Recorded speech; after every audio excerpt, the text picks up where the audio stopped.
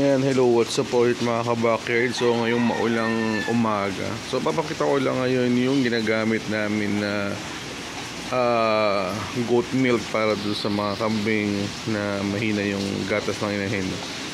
So ito siya, yung Chex Peak ng Chexer.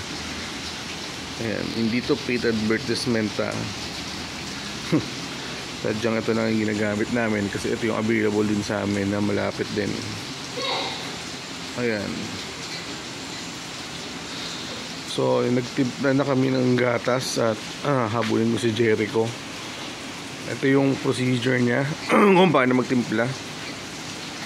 Ayan, tapos ngayon ay akit ako. Habulin ko si Jericho para dun sa gatas. Sige, salamat.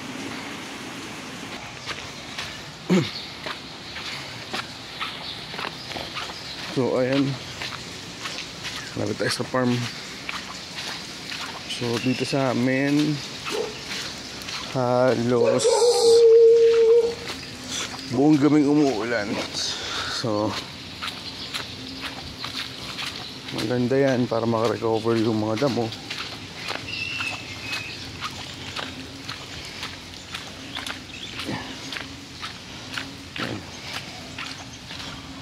Tigang na tigang yung lupa dito. Ayan o.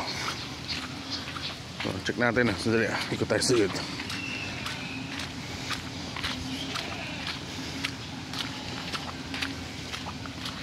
So ayun yung taniman namin kay mama. Ito yung pastulan. Kita nyo nagkaka-green na ulit. Dito yung mga kambing natin.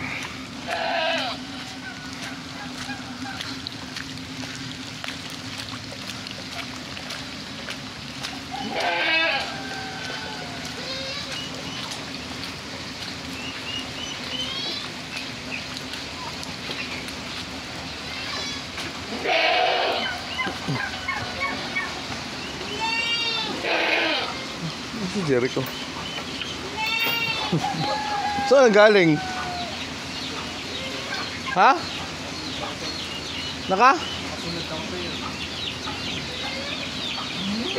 Ba't nauna pa ako?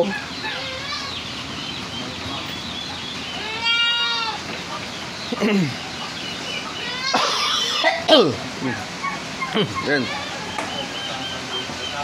Hindi. So kahit maulan, hindi naman naging basa yung mga kulungan. Yung gitna safe pa rin, hindi naman sila nabasa. Tuyo pa rin sila. So ayan, ito yung papadede natin. Ayan o, excited na siya. Ayun, dede.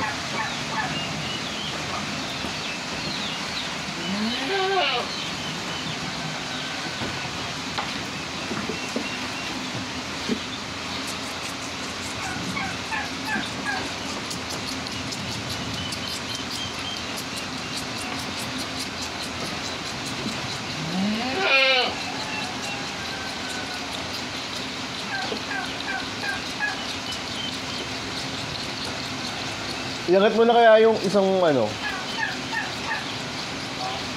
yung nakasakong silage. Yun na muna ubusin mo. Tag-ulan na eh. Para yung mga gandang silage yung matira. Magpapa-order na ako kay Gilbert next month. So ayan, di ba? Maubos siya to. So yun lang, sinishare ko lang yung ginagamit natin na goat milk. Okay, isa pang buckling natin. Balok ko nga ito iyon pang gamit ko dito. Laki.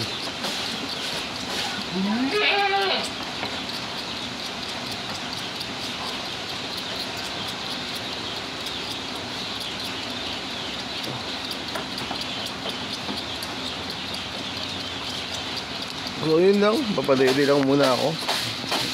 Salamat.